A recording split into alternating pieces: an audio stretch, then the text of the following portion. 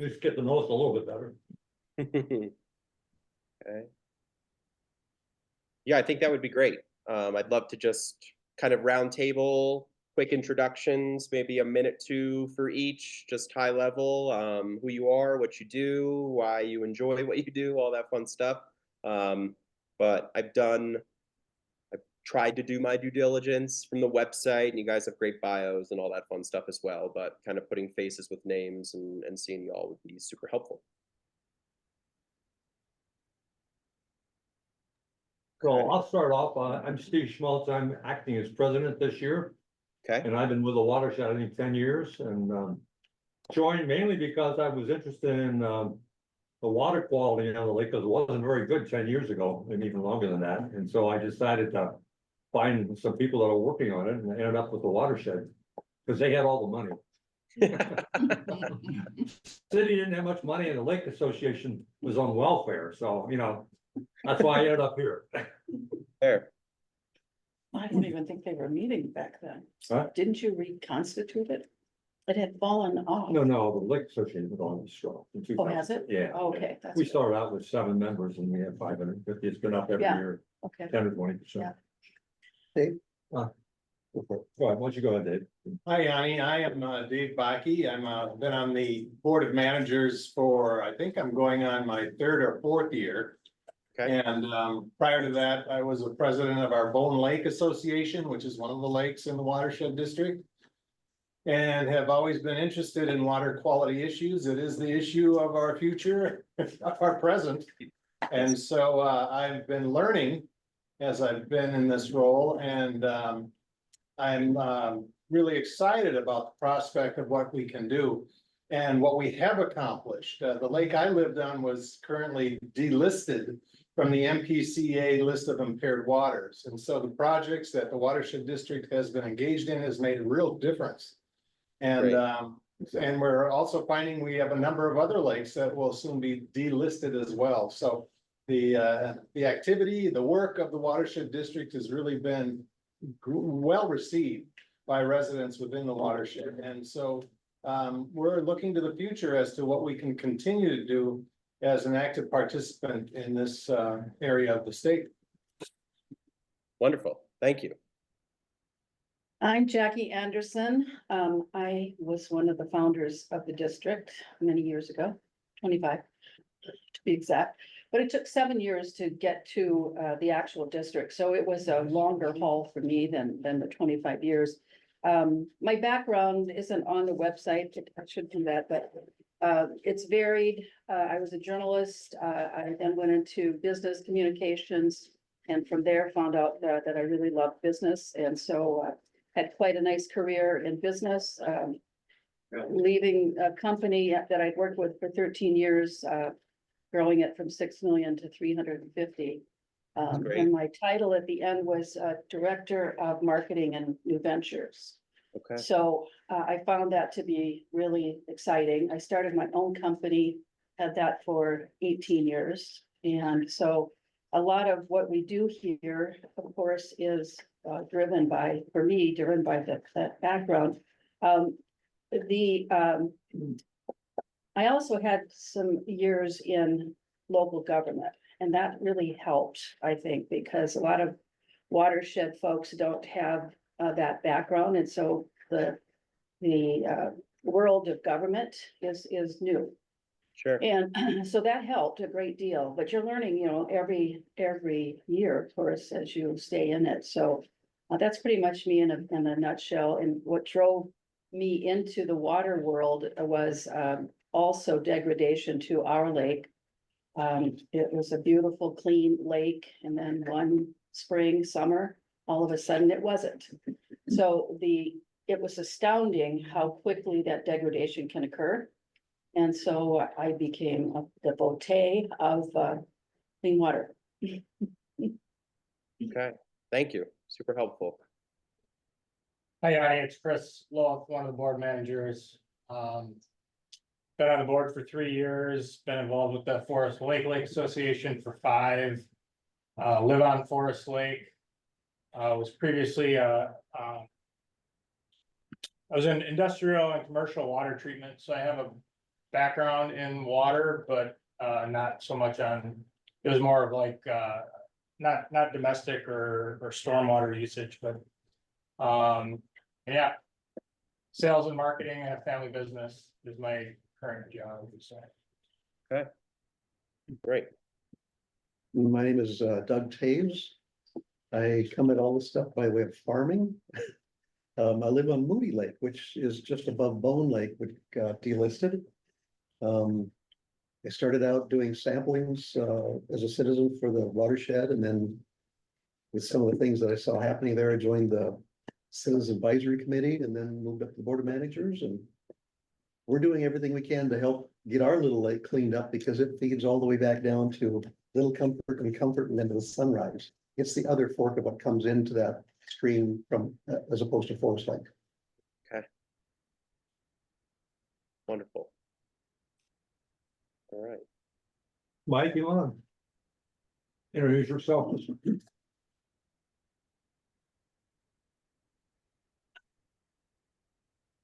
Anybody else?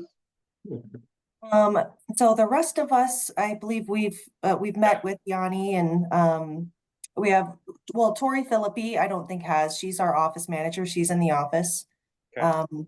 Mike Kinney is the district administrator. He's online here and you know me, I'm the planning coordinator. Indeed. He's having a sandwich too. Right. He's having a sandwich too, Mike. Well, I appreciate that from everybody. My name's Yanni Arhantoulis. I am Greek, hence the name. I come from ownership in a couple different industries, successfully owned, scaled, and exited a couple companies myself. I come to Cultivate Advisors for about 3 years now. I have a small book of business, pretty agnostic in the organizations or the companies that I work with. I have a good bit of just experience kind of, I know this isn't a nonprofit, but in nonprofit kind of government, kind of those, board of director based models as opposed to just one founder that you're working with. So I do kind of understand that with a little bit of experience to support it. My goal is really just to help synthesize a lot of different people's thoughts into something that is as actionable as possible. I think most organizations of this level, we have business plans and we understand the projects that we want to pursue and we understand the impact that we want to make. And usually the documents that support a lot of those thoughts are pretty lengthy when it comes to the copy piece of it. My goal is to get everybody aligned and bought into one vision, one mission. It sounds like everybody has already kind of put some thought into that. And then use that really as just kind of that North Star, if you will, to really start to bring together some initiatives, some key performance indicators, some things that we can really kind of bring to the day-to-day to ensure that we are making and striving towards producing the impact that we all expect. I am also under the understanding that next year is pretty much allocated. We understand where our budgets are going. That's all been planned out. Most of the conversations are 2026 and beyond. I think we're 3 years into a 10-year plan that has been produced, if I remember correctly. So I understand that as well, and we'll use that as a resource to validate and to kind of bring some initiatives and some clarity to some of the things that we're going to talk about. But that's really that's me in a nutshell and kind of my intention here.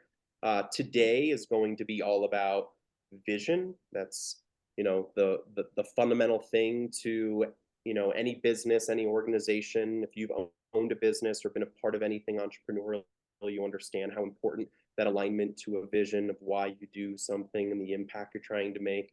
It dictates everything from marketing initiatives to what we're selling, what production-based initiatives need to occur, who we're hiring, all that, right? It all kind of comes back to it. So I like to start here.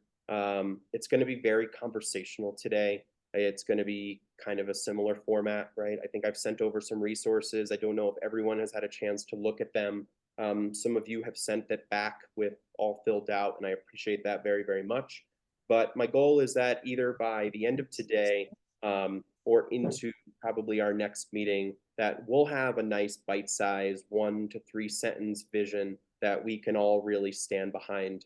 And then figure out ways to kind of get some validation from our community to ensure that that we're all really aligned and on the same page here. But that's the extent of it. Any questions, anything that anybody would like me to know or just be aware of as we kind of proceed here? Well, I have a question. I mean, we had a vision, of course, when we started the district, so. Yeah. As I was going through this, I just, so much of this seemed repetitive to me, so I'm a little concerned about, you know, where we lost people along the way. Yeah, Where that vision got dropped somehow. sure. So that's a concern I have. Okay, and I think that's fair. I think, you know, if we come from a place of, you know, solutions and what we can do to move forward to really kind of produce that alignment, you know, I think any potential issues that have drawn us away from something that was produced, you know, even decades ago, I'm sure it will surface at some point or another. You know, the kind of the board structure that we have here, right? We want to ensure that everything that's coming from the board is flowing and there's true alignment and everybody that's really impacting the day-to-day of the organization as well. But I understand that, and that's a valid concern.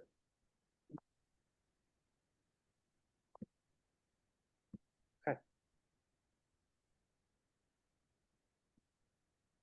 All right, let's see here.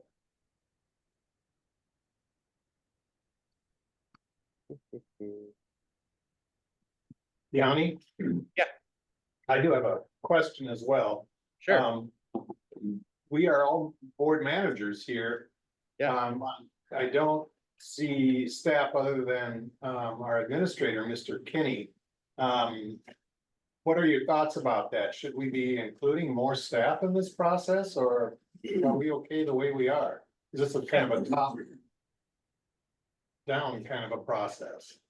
I think it's, you know, when you think about anything, whether it's getting realigned on something that exists or something new that you're incorporating into an organization, you know, that buy-in aspect, right? The term I love, it's incredibly important.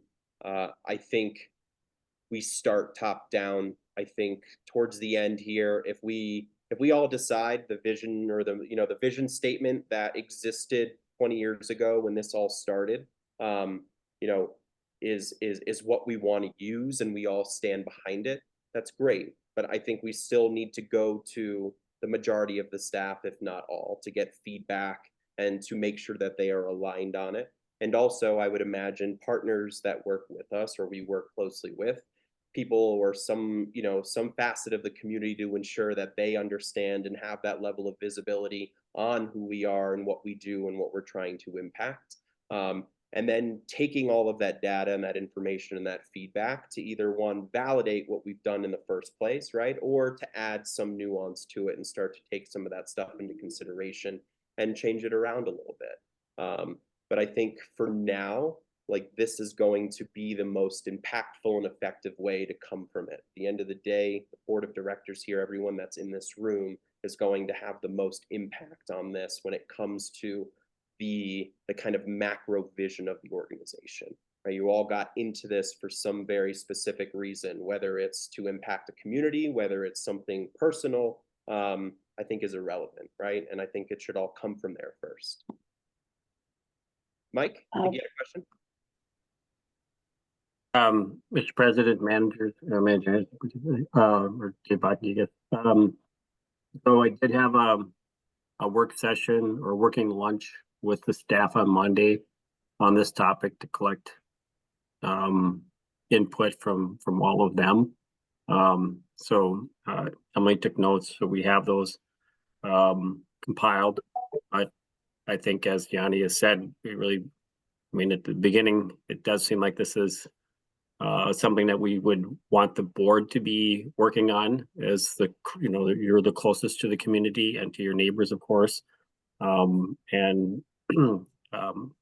through time, I have suggested to staff that they take some time and think about coming to a few of these workshops so they can have a front row seat to the strategic planning process for the, you know, for our next 5 years or so or, longer. That's great. Anna, Janice, Yeah, I just wanted to add that, you know, unlike a business, we are a government entity driven by statute. And we have to adhere to the purpose that we were founded. You know, there's 14 different reasons you can start a watershed district. And we are limited to what drove us to start the watershed. And it's really based on lakes. It's based on surface water and keeping the surface water clean. And it covers, well, I don't know that you can see this map here, but there's one of our first projects was to determine what that looked like in our 49 square miles. And so we have 4 major sub-watersheds based on the largest lakes that reside within those 4 quadrants. So if you didn't know that before, you need to keep that in mind too, that we do have limits to, you know, the vision within the parameters of the starting of the district. yeah, Sure. our degrees of freedom are pretty well constrained. Yeah. It's basically water, water resource improvement, flood control. Which are the 2 obvious ones that were in our background history. And then we can get into other things, even maybe working on natural resource preservation and so forth. Well, it's broad in that category, but the rationale, I mean, you can start a watershed district because of agricultural ditching, Right. you know, not living up to what it's supposed to do, that kind of thing. But it can be very specific, I guess is the point. And so our realm is surface water. The lakes, the river systems, the stormwater, all of that stuff. And that gets into the flooding issues. So, yeah, so we have to maintain that integrity. I just want to make sure we understand that. We all do. Anybody had anything to add to that? I mean, I understand that, right? There's always, you know, those guardrails that we have to kind of stay within. Oh, we also have a mission statement that Yeah. we've been using for the last, so I think we need to look at that. And if you look at that, I think there's some deficiencies there to go through that exercise of what we want to accomplish and then how is it different from what we actually stated in that mission statement, so. So one question I had for Yanni is, what are his thoughts on the difference between a mission and a vision statement? And how those kind of coexist together? Yeah. They should very much coexist together, right? I think there should be alignment based on both of those particular things. Some would say that it is kind of one and the same.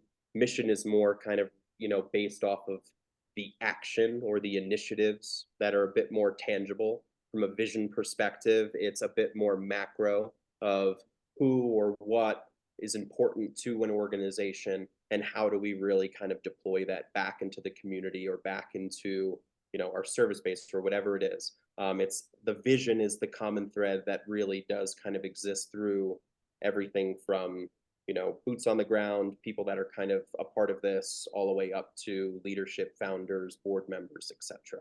But that's really it. You know, it can be one and the same. It can kind of be extracted for the sake of this. If we have a mission statement that has been constructed at some point, and if a few of you feel like there are some either discrepancies or some gaps within that, right? It's a good place to start, very much so, and starting to kind of extract that. And I have a ton of things on my hand, tools and resources and experience, and kind of going through this exercise to hopefully put something together. I'm on your website, right? And I'm kind of looking at this, and if we think about, you know, I see kind of the mission here, it's kind of front and center, you know, but it is very simple, I guess. I think there's things that have been mentioned even just today in these few minutes that we've been discussing that aren't really encompassed in that. But yeah, I mean, let's kind of start with that. Does anybody have access to our mission statement? Do you want me to read it? What is that? And I'm hoping I'm looking at the right thing here as well. I just have one more question, Yeah. just to clarify. The district has never had a formal vision statement, Sure, only a mission statement. that's fair. That's fair. Exactly, I don't know, I'm asking. So- Yeah, I think that this is one and the same, you know, to me, this is coalescing. The purpose of the district is to protect and improve its water resources through adaptive management and education of local stakeholders. That's the vision. You know, is that we're going to protect and improve water resources.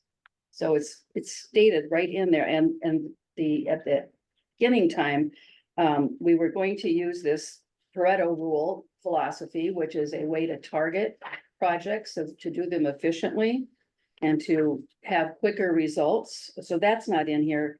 The adaptive management purpose of that was to, because of the way we organized ourselves in tackling this problem, goes back to this map here, is that we wanted to start at the headwaters and follow the flow of the water, so that as we move downstream, the projects that we did upstream could have a bigger impact on the waters going down.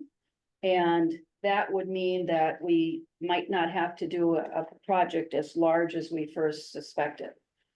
Because we, through engineering, we identified projects within each of these four water sub-watersheds that needed to be tackled at some point.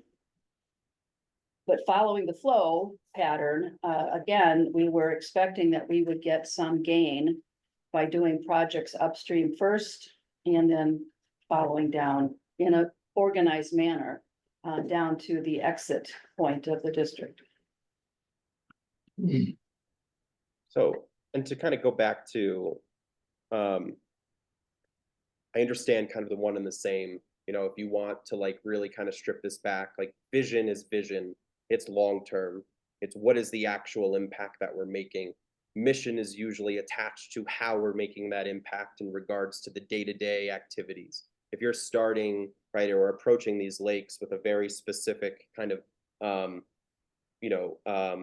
plan here, right, that would very much align with our mission of how we're going to have this impact. You know, if we're going to think of, I guess an example of a mission statement would be, you know, to protect and improve water sources, manage flooding, you know, preserve natural ecosystems and educate stakeholders, okay, for the benefit of a community. That would be kind of the mission aspect of it. If we wanted the vision piece of that, it would be, you know, to create a future where pristine water resources are vibrant, ecosystems are enjoyed by and committed to by our community for generations to come. So one is more macro, one is more micro. Does that kind of answer the You question? know, of course, that's copyrighted. What's that? That's copyrighted. The quote you just made. That's what I sent him in. Oh, Yeah, so he's reading it all. That's good. Is he got a good example then? Yeah, I mean, I think it's one of those things where, you know, you have the foresight, right, to understand kind of the future here, and you're also speaking to what is happening. I think you guys know exactly what we're doing on a day-to-day. I think the disconnect is, where are we going? Is there an educational element to this? How far can we take this? What is the impact we need to make? How are we going to do this for generations to come? And what resources do we need to kind of consider? Not necessarily exclusively monetary, but different partnerships. Like, what impact are we, you know, is within the scope of this organization based on those guardrails that we kind of spoke about, that everyone can get behind, right? I think every one of you lives on a lake or is attached to a lake. There is a, you know, a fundamental, you know, a sentimental attachment to doing this, right? There's some level of motivation. I mean, if I've had lakefront properties in the past, if you're impacted by that, you want to do better, and that is kind of the, you know, the gatekeeper, if you will, and then it kind of progresses from there. Our goal is to ensure that all of you understand exactly where this is going, and we can convey that to the people that are fulfilling the mission every single day in pursuit of our vision.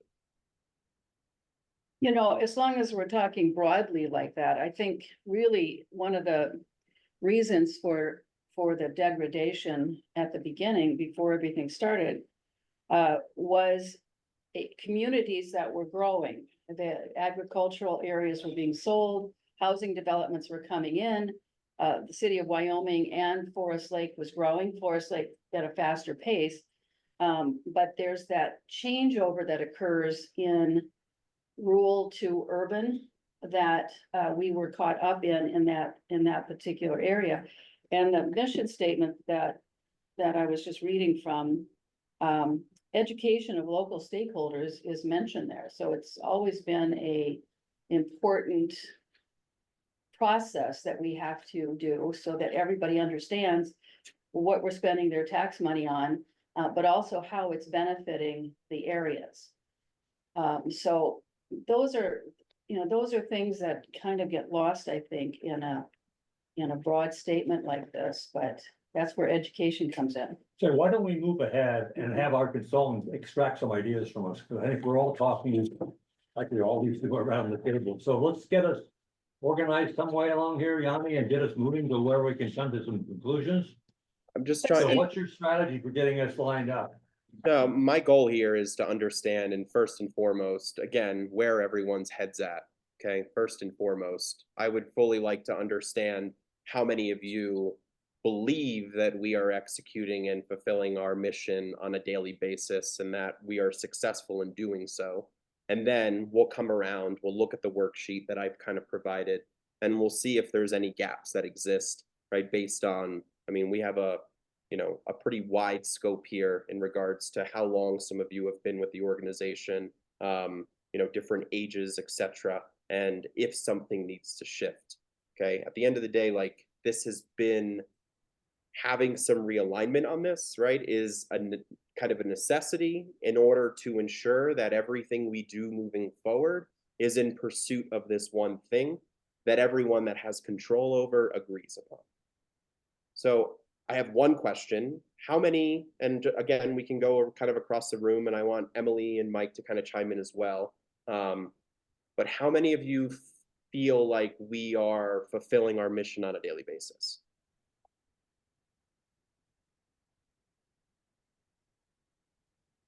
Can we say like does it have to be yes or no, or can it be like a percentage or? Percentage is fine. Okay, Maybe. I mean, I think we are just not. Now, are we maybe not talking fully. about you're talking about our mission statement that we have Our today? mission statement that currently exists, correct? Right. Plastered on our website, right? We come back to that often. Right, and we got 3 votes so far. 2 Well, against, 4. the education piece has always been trailing behind. I mean, we're doing outreach, which is we have a person on staff that is producing the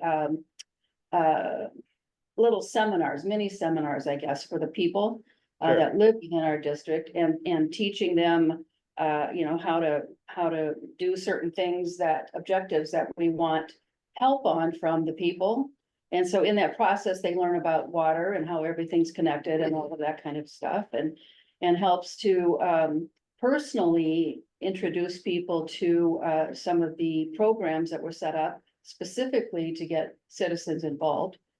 And so that's been really helpful. We've not done a good job, in my opinion, of doing the public relations part, marketing part, if you will, whatever you want to call it. Sure. And that's having a consistent message reaching everybody in our watershed and talking about our projects in depth, nice articles in the paper and that kind of stuff. We've not done a good job on that. And Okay. so people are always amazed when we have a gathering and tell them exactly what we've done. And how much we've been able to accomplish in this short period of time.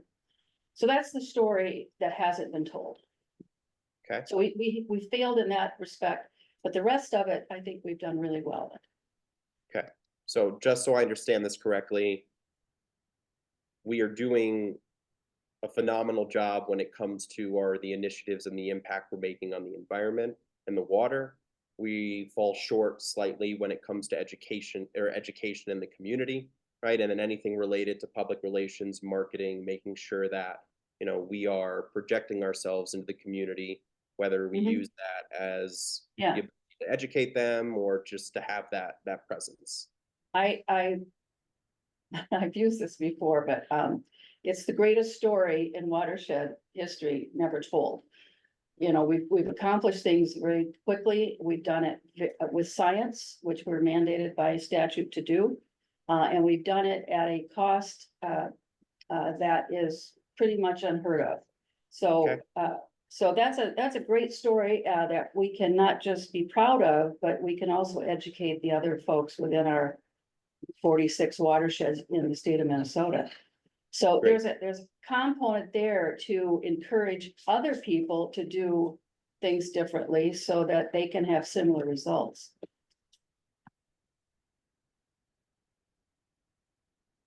Okay, Can I just add one piece to that? yeah, please.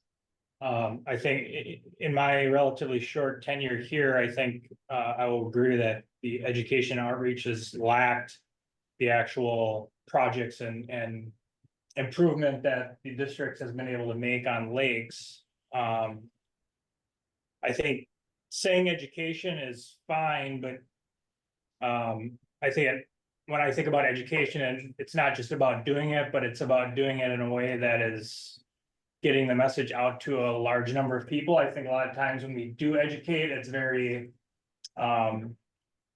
small scale, I guess, which is education, but is it, you know, truly impactful to the entire district and getting the education done, you know, is it really impacting people's understanding of what we do and why we do it? So for you, it's really the impact, right? It's the reach, if you will. It's. Reach is exactly what I'm talking about now. I mean, it sounds like to both of you, the education piece is, I mean, I can speak for three of you because you've all mentioned it, that the education aspect of it is important and is also slightly kind of on the back burner, if you will, right? Or not hitting the mark in regards to the reach, the consistency, the impact on the community to ensure that, right, there's follow through with everything that we're doing. True. Part of that was somewhat intentional too, because we didn't really need to have a large reach or education program to start with, because we could get most of the accomplishments done by doing project engineering. We had our budgets already, we didn't need, you know, so when you take too high of a profile too early in a town that sometimes has what I call the 3%ers that can cause a lot of problems for you. You want to keep your head down a little bit till you get things done and get a reputation built. So we've done that through the first 10 years on the water quality issue. We've not done much education. It hasn't hurt us until now. On the last phase that we have to do is that the shorelines have to have a natural shoreline to protect the lake. And one of our lakes is in very bad shape in that respect. And we can't get that done by ourselves. We need every little 950 people on Forest Lake to do some planting of trees and stuff like that. And they have no idea what we're talking about because we didn't do any earlier education. So that's the challenge we're facing now. We can't do it anymore by ourselves. From the water quality aspect, we've got to do this last step by winning a lot of people over. Chris, would you kind of agree with that assessment, what you've seen? Well, I think that's a true statement, but I don't think, I mean, being intentional at the beginning of an organization's, you know, creation and the initial things that were done through the first 10 years and not needing to have education and outreach, I think is fine, but we're talking about a 25-year-old organization that has done zero. Exactly. So, I mean, I think you can be intentional, but I don't think we can say at year 25, I'm not sure being intentful on not educating is what we wanted. It may be what happened, but you know, we got a lot of we have a lot of work to do, and now there's going to be a delay or a gap in trying to get people educated to behave in a certain way. Where when we do our projects, we don't need to do that. We know what we're doing. We have all the information. We have all the data, and it gets done. Now we have people that we want to influence, and we're starting at ground zero. So, But we have a great story to tell. Of course, but it's So it's go very quickly if we're doing it right. a great story, but I don't know if that shortens the amount of time it takes to convince someone that we're as good as we think we are. And to maybe correct some incorrect assumptions that have been made by Yeah. individuals. Yeah, because the impression in the general public, unless they've had a project done right near them or on their property, is that we haven't done anything. You know, what have you done? It's concerned, so the Lake Association just reached out to unpaid members at Forest Lake Association. Reached out to unpaid members to find out why they haven't paid yet. And I'm bringing this up because one individual asked, does the Lake Association give any money to the watershed? Because if they do, I'm not gonna participate with the Lake Association. So there's some, like, the mission of the Lake Association is essentially the same thing as the watershed, just on a smaller scale. Maybe different methods and ways of getting things done, but someone who thinks that those two things are in conflict are severely uneducated. So I just bring that up because it happened last week as we were reaching out to the last, few hundred people that have paid in the past that haven't renewed. So when I hear that, that's concerning to me because I know that's like a representation of what we're up against. Yeah, I agree 100% with that, but I've always advocated for that, and I do want to say though, that clearly I wasn't able to convince a majority of the board to take that position.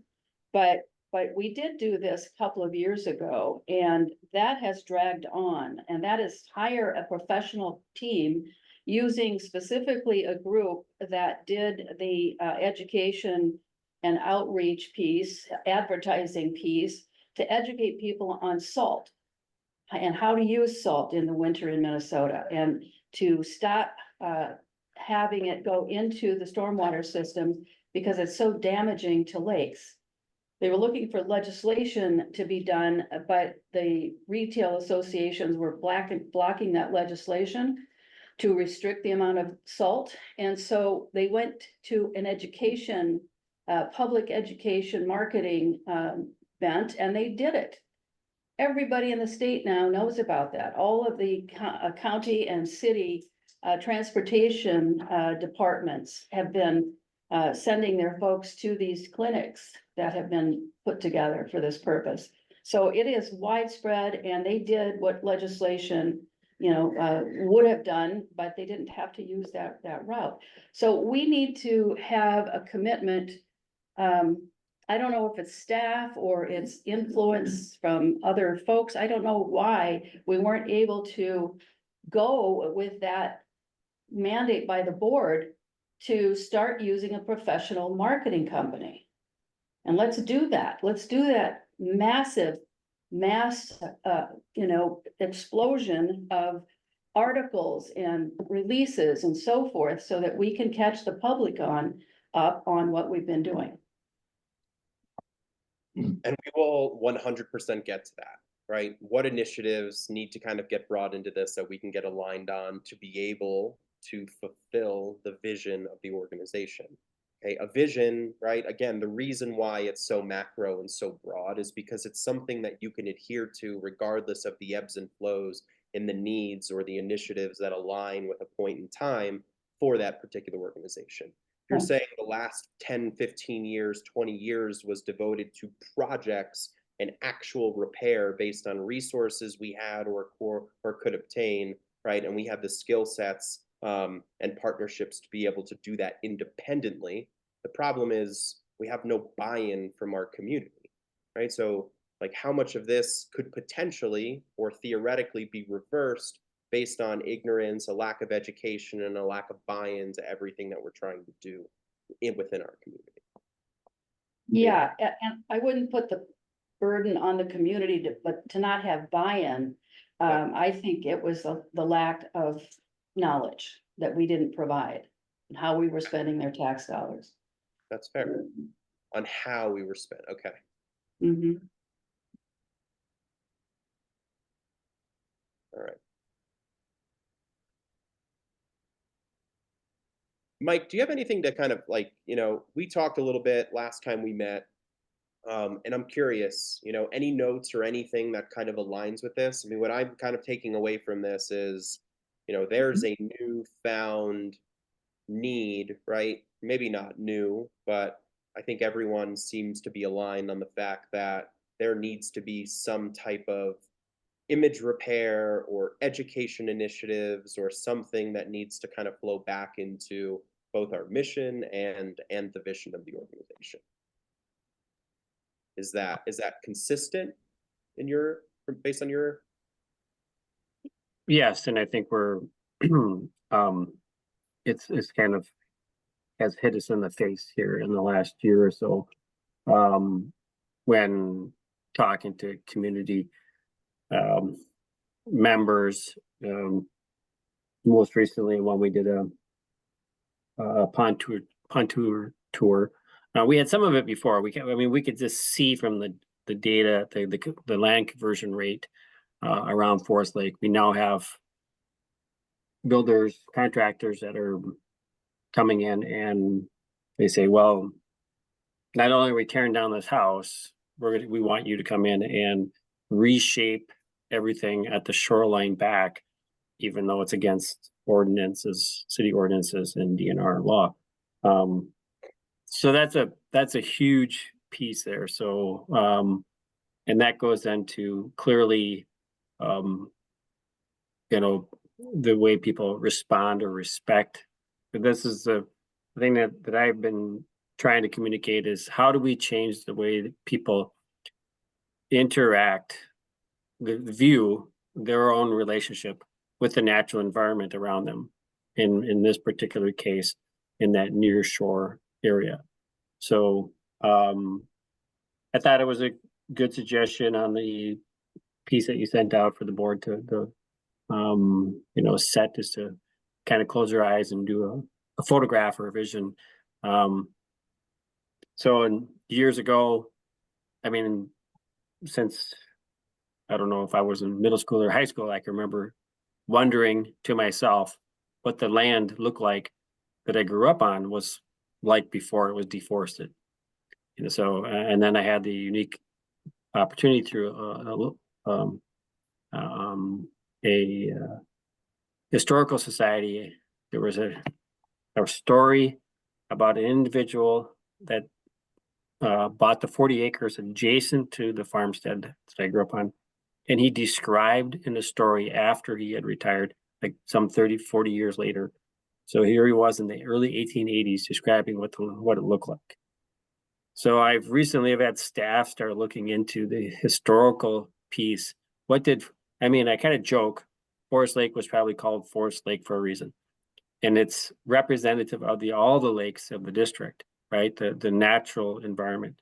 So we're not going to go back to that point in time, but at the same time, that understanding and connection to the resource around you and how we interact with is very important.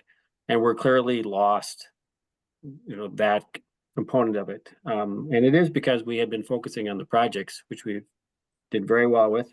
As Steve noted, we had the financial resources and the expertise that we've done a great job at that, but we have not put the same level of focus, if you will, taking that, you know, almost equivalent amount of energy and capacity and resources to reframe for the community what a healthy natural environment looks like.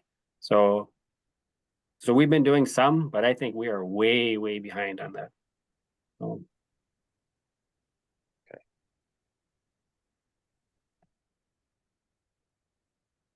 not sure if all the managers really fully agree with that statement, but we're way behind the eight ball in that regard. Okay. No, I agree with it. I think it's pretty accurate in terms of what's happening. So, But that's part of the story was never told, though. I mean, that's my point, is that we were going through this rapid development. You know, now what it is today, even starting back in the 1990s, you know, this changeover was occurring.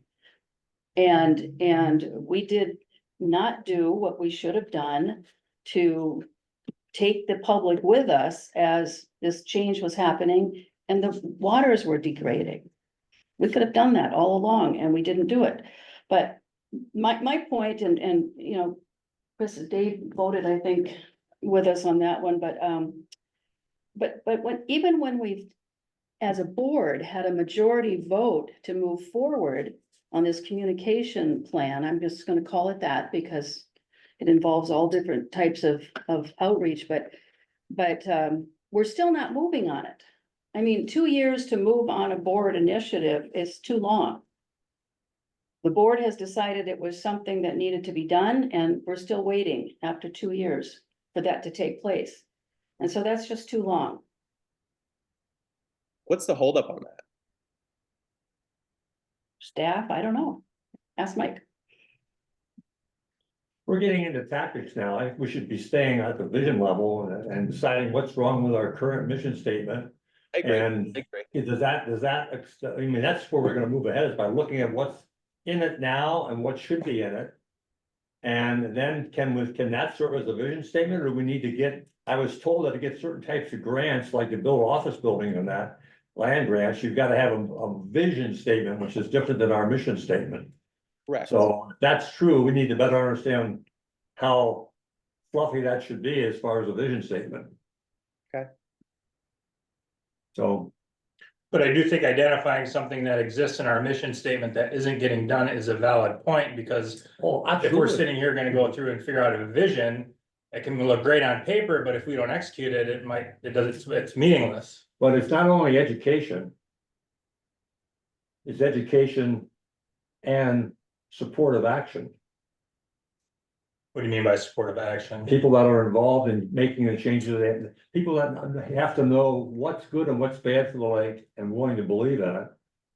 So that we don't have to manage all these things in the future. You're talking about People will influence. manage themselves. Sure, Right. of course. Well, that's part of the education process. We're I mean, asking for a cultural shift. yeah. Because for so long, people just go straight down to the water. That's what they feel a lake is for. Mhm. And it's their right to have that, even though it's degraded and destroyed the environment. Right.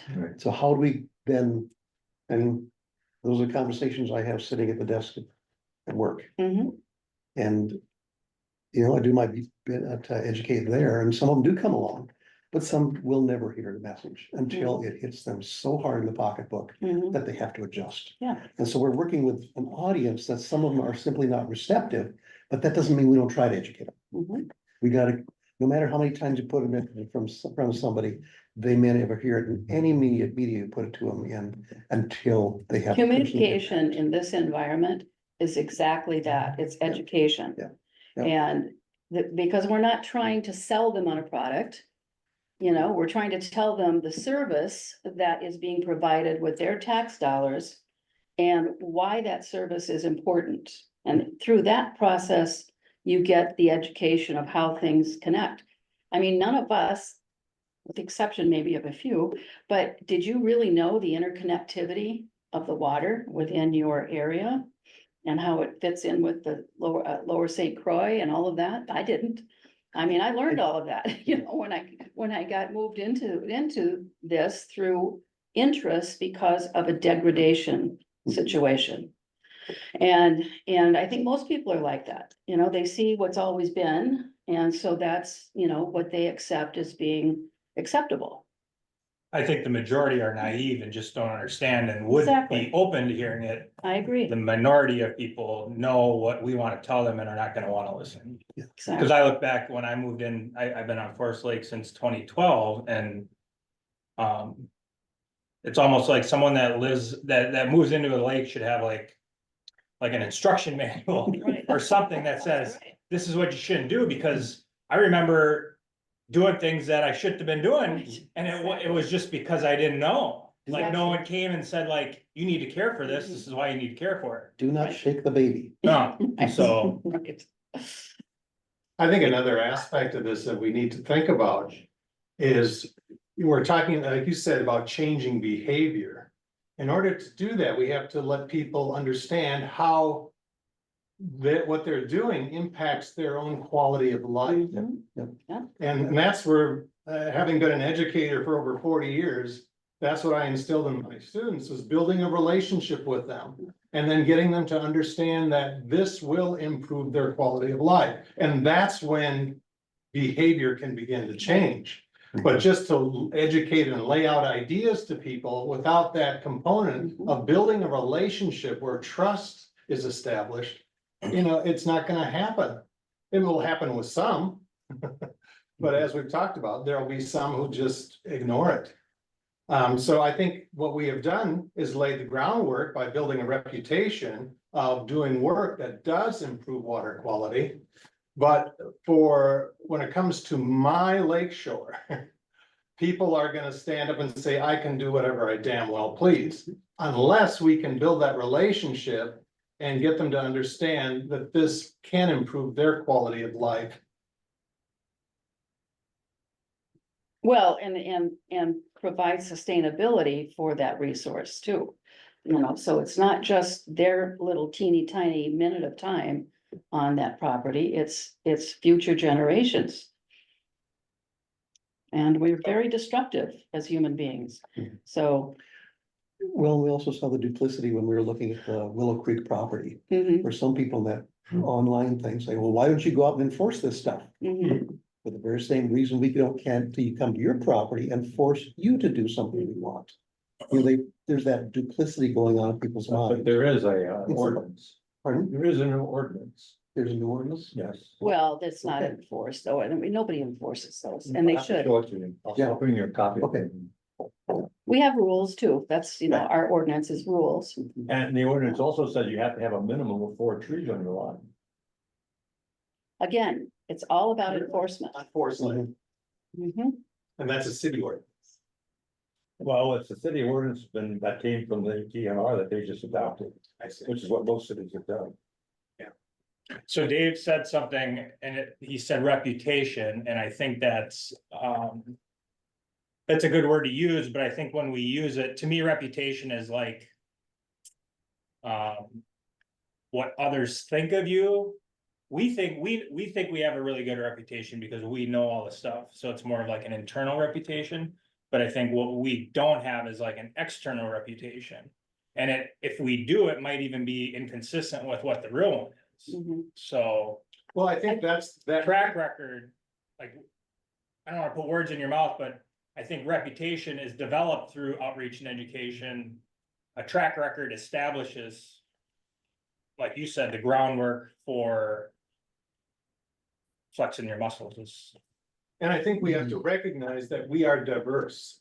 What you guys are experiencing in Forest Lake is not the same as what we're experiencing at Moody and Bone Lake. It's different. And the educational outreach that has happened there on Bone Lake, I can speak about, has been significant in the 12 years I've lived there. People are paying attention and are changing their practices of how they treat their lake shore. And are reaching out to the watershed district to find ways to improve that. So, I mean, it is different. I just want Yanni to be aware of that. We are diverse. It's not all the same.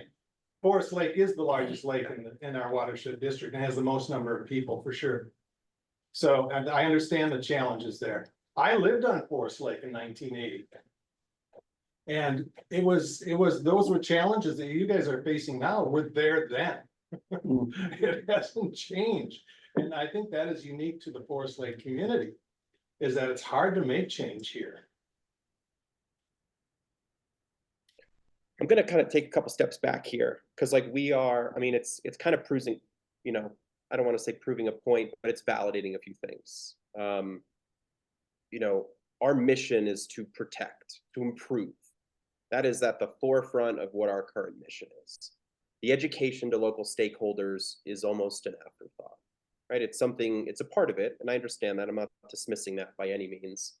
But every problem, every issue that has just been brought up is aligned with education, with buy-in, with a genuine concern and desire to improve a place and the individual's quality of life.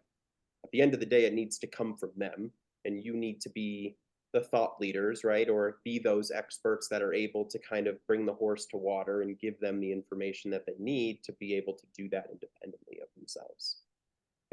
If this was all project-based in the past, and that is the mission that we've created, right? The vision should obviously play a part in that because more projects will consistently come up, but there should be a common thread and the majority of it should consistently come back to education and impact.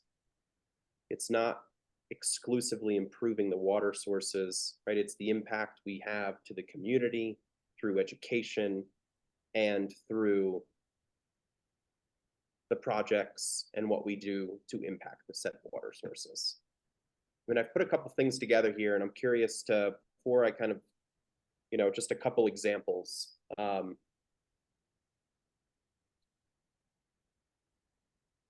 Steve filled out the worksheet and sent it to me. And there's a lot of alignment based on what he sent and what all of you are saying in some regards. So it's nice to kind of see that, right? That there is some level of consistency here. But if you guys have put some thought into this, and I don't want to put everybody on the spot here, but I would like to just kind of go around the room and, give me the 2 or 3 aspects of a particular vision that you think need to either be added or just need to be kind of consistent, right? When we kind of think about what our vision statement should be.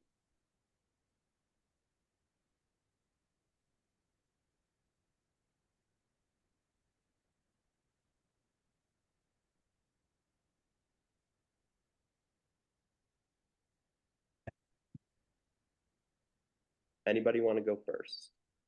I'll go first. Okay. The mission statement, I wrote a mission statement for our Bone Lake Association, which I think is somewhat like the vision that we're trying to achieve. But it's to build relationships, celebrate events, and improve the water quality for future generations. And so it comes back to that idea of how do we build those relationships. And I wrote this 10 years ago when I first moved to the lake I live on, Bone Lake.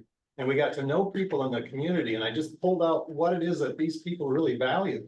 And it was the relationships. It's a small lake. We have 80 residents around the lake. So it's easy to, get to know your neighbor around the lake. Whereas Forest Lake is, like Steve said, is so much bigger. I mean, that's the challenge that they have. But those are the pieces I like, is the fact that we need to build relationships. And a part of that is celebrating events. And we've been doing that. I mean, we just celebrated our 25th anniversary as a watershed district. It's great. And so, okay, I'll be quiet. That's great. I appreciate that. Anybody else? I described a picture. And I picture a time when we are confident that our water not only is, but will continue to be safe. A time when the grandkids can swim in any of our lakes and not worry about ill effects. A time when our resources and efforts provide recreational spaces for everyone, not just fishing and boating, but hiking, exploring, and biking.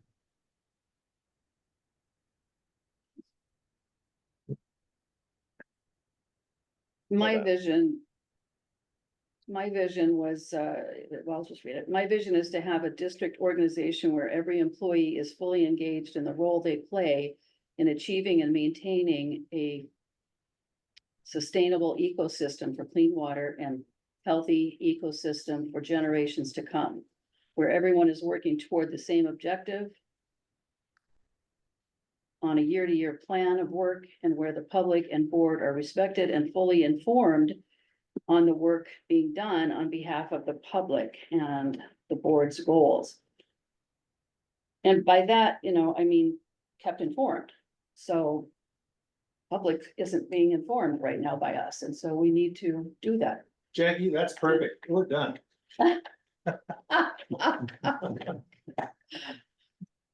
No, really, I think that's, Like your story. For clarification, did you say staff or citizen? I said staff and the public, both. Oh, and public, okay. Yeah. Mhm. You can't do anything if you don't have everybody or, paddling in the same direction. And so we've gone through our ups and downs, with staff in the past, and it has a big impact. So we've got to make sure that we have people that are committed to our purpose and our vision and enjoy their work and can help us provide that type of enthusiasm to the public.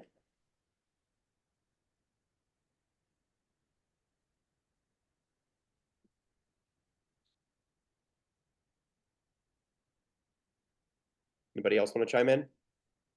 I mean, I don't have a nice, neat, clean vision statement, but That's the okay. thoughts I had was, a resilient and vibrant watershed where, you have community stewardship and,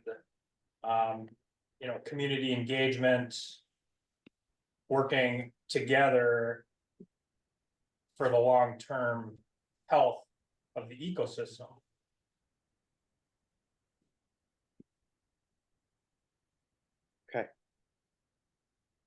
This is all very, very helpful.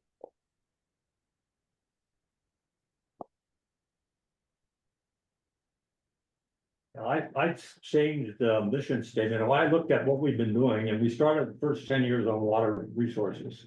And then with our second 10-year plan, the priority shifted to flood control, which would then lead to green space acquisition and a corridor building. And then we had that written out as our goal. So we've changed direction, but our mission statement hasn't changed. And so I went back and changed it. This is what I wrote down. Protect and improve water resources, manage flooding, preserve special natural resource areas, ecosystems, and educate local stakeholders for supportive action, all for the benefit of the community for generations to come. So it's not only education, but it's education for supportive action, so that they actually feel an obligation to get involved to a certain extent. And so that's the kind of the message that I was trying to get across. So that does capture what we're trying to do now, not on the education side yet, but surely on the flood side and the natural resource side. They're together. Yeah. And then on the vision side, I tried to get up kind of, actually, this is my wife's vision statement. I changed this a little bit. I asked her to do it.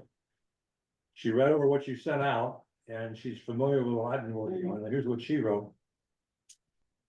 A vision of the district is to provide the means and direction to accomplish and maintain both pristine water resources and unique natural resources, ecosystems that support wildlife and can be enjoyed by a committed community for generations to come. So that's very general and very high, and it's kind of, by using the word pristine is, as you said, there's a little fluffiness in that statement. But that's kind of what you want in a vision statement when you look at these. So I said, Well, I I think, think we're all too close to one. yeah, I think we should incorporate some of the verbiage in the Clean Water Council's statement. This is the legacy amendment that has provided us with the grant dollars so that we could move really quickly. And I can't remember all of it off the top of my head, but I know for the lakes, it was to be fully swimmable, fully fishable, and fully something enjoyable or something like that. But it was, that statement was created from the viewpoint of the citizens. What do citizens see when they look at a lake? And when it's green with algae, it's bad. So that was really what was driven that statement on a statewide level. So I think it would be nice to incorporate some of that too, because we all are part of that effort as well. We want to keep that legacy amendment going. But I think these are all good. I mean, it would be nice to see all of them in writing and then synthesize somehow. Yeah, If you I can have the ability to do tackle that. that. Yeah, I'm actually doing that as you guys are all talking here. yeah, because I think everybody has good points. And what I like about what I've heard is that it all comes back to a quality of life, you know, that Right, being very important. able to use the lake and live on the lake. the quality of life for the next generation. Mhm. Yeah, We keep right, looking forward. yes.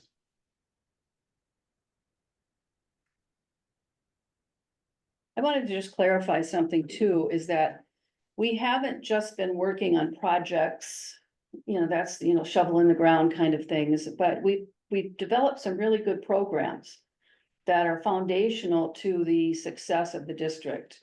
The first one is the permitting program.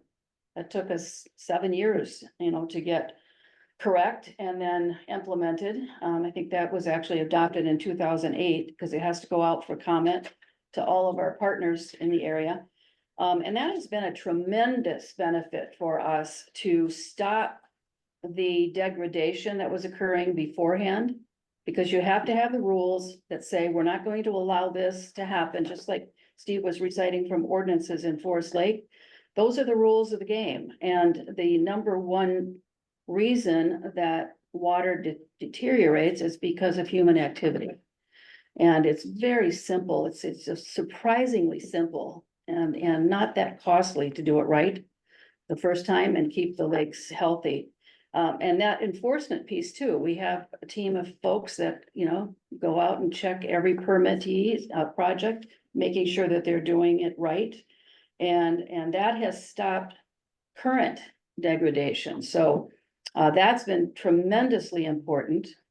We also have a AIS program that is very important because we started seeing invasive species in our lakes and waterways. And so we have a team of people that follow that on a regular basis and report on it for us so we can keep a handle on what's happening.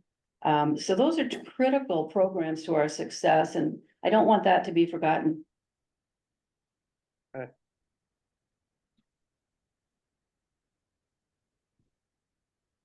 Pull some of these up and read them off. See if there is something we can kind of get behind here.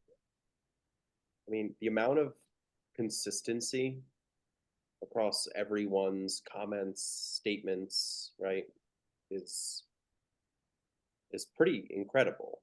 I think we all know what we've done and what is necessary.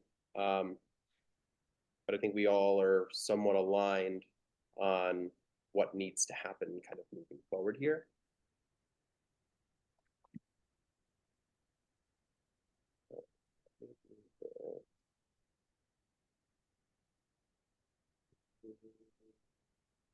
Can I ask you a question while you do that? Yeah, absolutely. So Steve brought up a good point that the mission is maybe not as accurate now as it was when it was created. From your perspective, would you like to see a more generic vision that can encompass things that the vision is leading to so that the mission doesn't need to be changed on a regular basis? Or is it reasonable to revisit your mission statement every, 10 years to make sure that it doesn't need to be changed and that, it's still aligned with the activities of the organization? Yeah, I think it really kind of depends. I think that it's okay to change that, right? To either realign to get staff realigned or a community realigned. If you think about this through the lens of just like branding and business, etc., how often are businesses reinventing themselves, right, and rebranding aspects of how they present themselves to the world? And it's either because the world has changed, right, or the business has changed in some capacity. I don't think there's a negative impact on either. And for an organization like this that's supposed to be around for generations, for an extended period of time, to see the ebbs and flows and the fluctuations and variables that present themselves, right, just based on society, like, I think it's kind of inevitable that you're going to have to consistently shift this, right? Maybe every 5 years, every 10 years, every 20 years, whatever it is. There's things that I would imagine you're all battling now that were not really a part of the conversation 20 years ago. I live here in Colorado and am an outdoor enthusiast through a couple specific medians and are a part of a couple different groups and whatnot to support our land and to ensure that it's here for my 3 girls, etc. You know, what you're experiencing and talking about is happening across the nation. Like, this is not a, you know, an isolated to you. Yes, there's nuance to it. But, you know, we have, just like them, you know, the Blue Ribbon Coalition in Moab, Utah, and what's happening with trails and whatnot down there of things being shut down. Like, preservation is important, and most of these organizations have shifted how they present themselves and through what platforms or you know, medians they present themselves through community to be able to educate and to really kind of get that buy-in and that camaraderie, right? Because you can only do so much for so long. You need that follow through. So I know that was a bit long-winded, but I don't think I think it's totally acceptable to shift this, and I think there will probably come a point in the next 25 years where there will probably have to be some realignment on this. You know, the organizations that I'm a part of and work at, we come back to this on an annual basis. Okay, it's something that is consistent every single time we all get together. And then every year we revisit and figure out and ensure that it's something. But if something's changing and moving and growing, like, there's always going to be variables that need to take into consideration, whether something's relevant or not anymore. So every 10 years we plan every 10 years. Yeah. So part of that Okay. process should probably include an evaluation of the mission statement, not just guidelines about what our activities are gonna be specifically. 100%. And those activities should align with that mission, right? And then that mission should align with the macro vision. The vision should be the constant, the mission should be somewhat fluid, and then the initiatives to support, to execute that mission, that's where that kind of detail and the granularity comes from of what action needs to occur.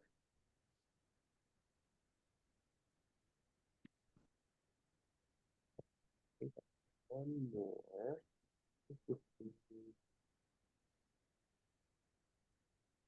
I have something that just came to mind as we were talking about all of that.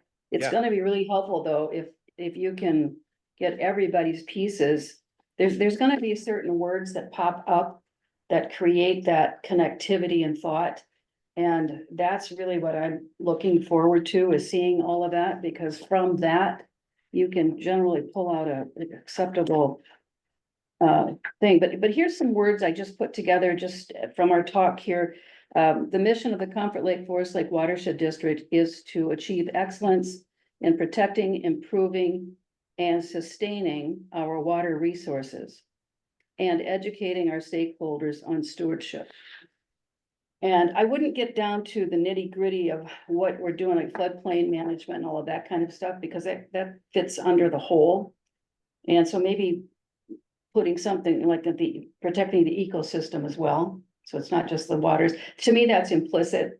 You know, if you're gonna protect the waters, you've got to deal with the ecosystem, but that might not be enough. But anyway, that's just another thought to put out there. But I really am looking forward to the connection between what we've all said tonight.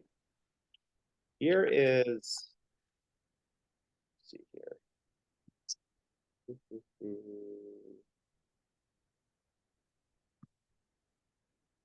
Okay, I have 4. And again, like, I didn't, you know, there's some notes, there were some thoughts. I did the exact same thing, try to find those common threads across the board, phrases, words, things that we've used in the past, and construct something, right, that has, you know, the copy to support those things and kind of bridge the gaps between them. All right, so this is the last one I want to show you. This is recorded, right, Emily? Yeah. Yeah, Mhm. okay, good.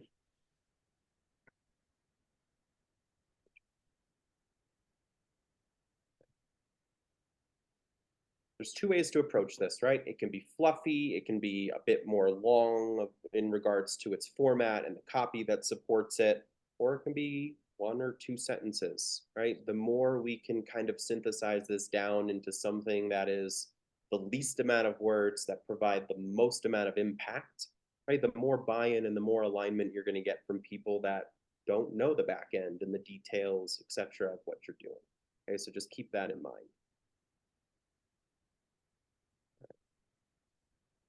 Are you looking for a slogan or a motto? It's not so much a slogan. Let me see here. This will kind of give you some clarity.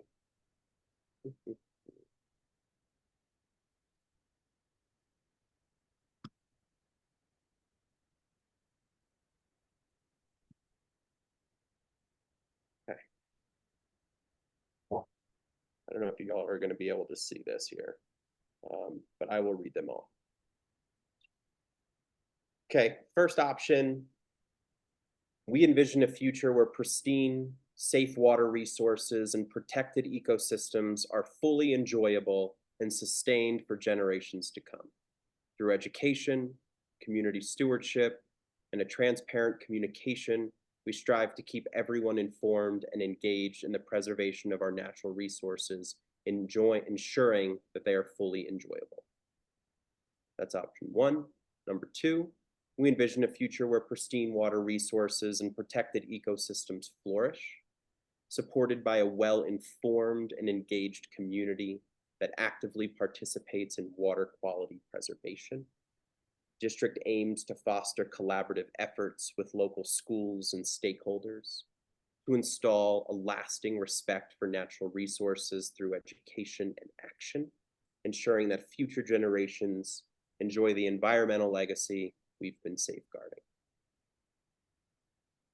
We envision a future where pristine water resources and protected ecosystems flourish, supported by a well-informed, engaged community that actively participates in water quality preservation.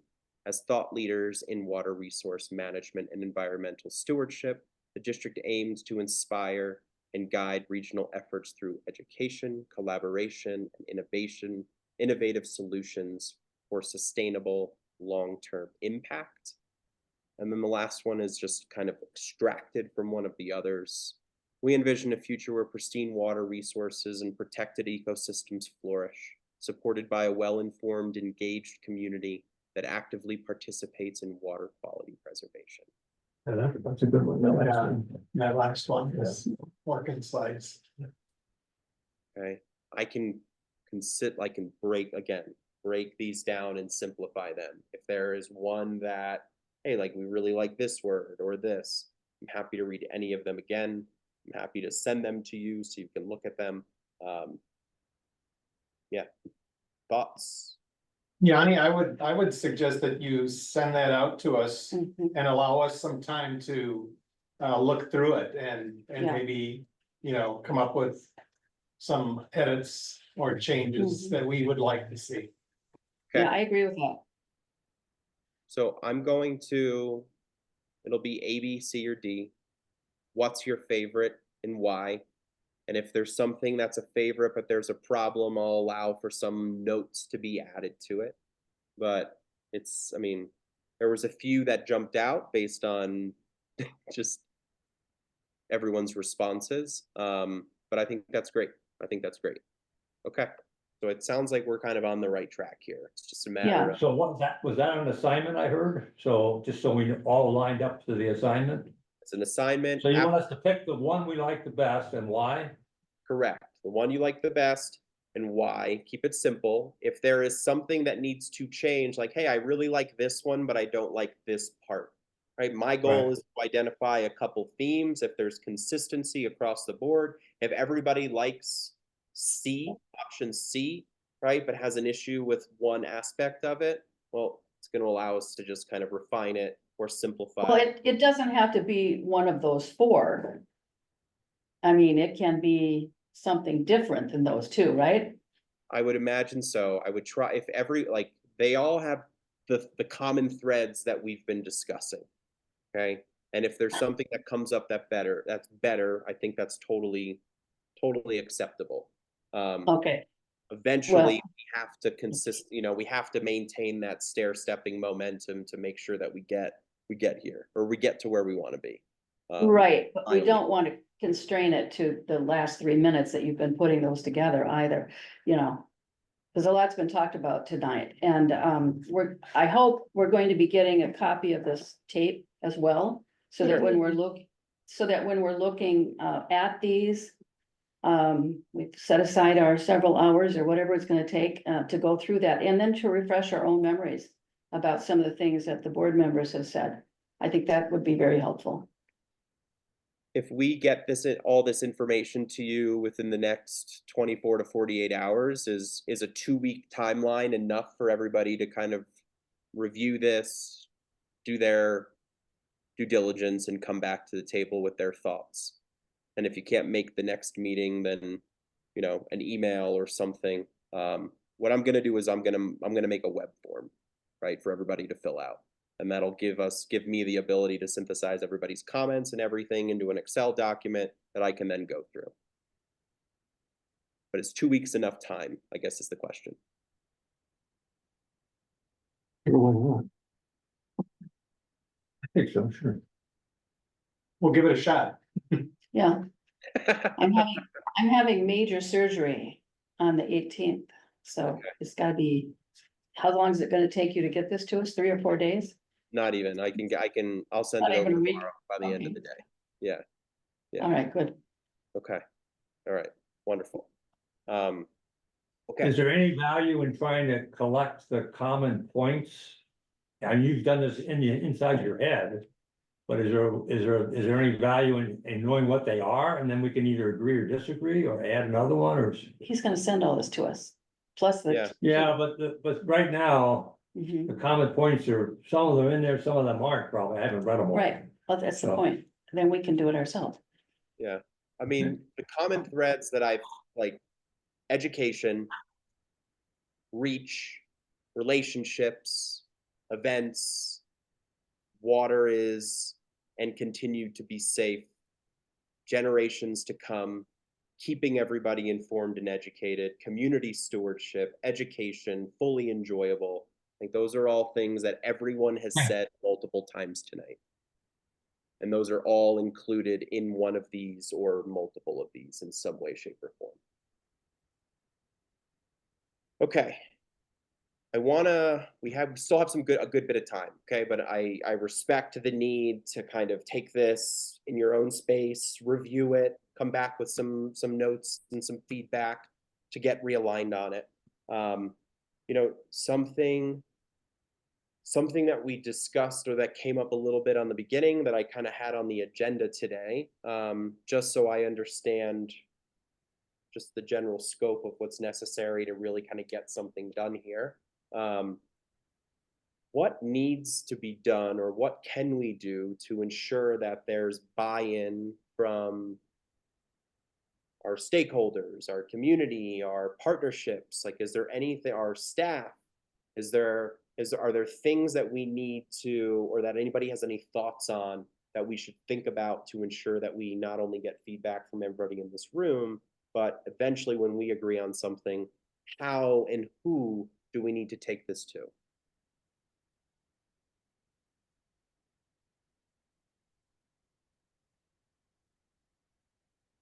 Well, I think something as, we don't get a good response on bringing people together. That doesn't mean that we shouldn't try. But I think the most effective is going to be a personal letter to each of our homes. You know, I think we have 9,000, 10,000 homes. Whatever it is, we've got a mailing list. And I think we need to send that out to the mailing list, and that would include the businesses too, within our boundaries. That explains what we're doing and what we're trying to accomplish. Okay, Are you trying to get an approval on whatever we end up with?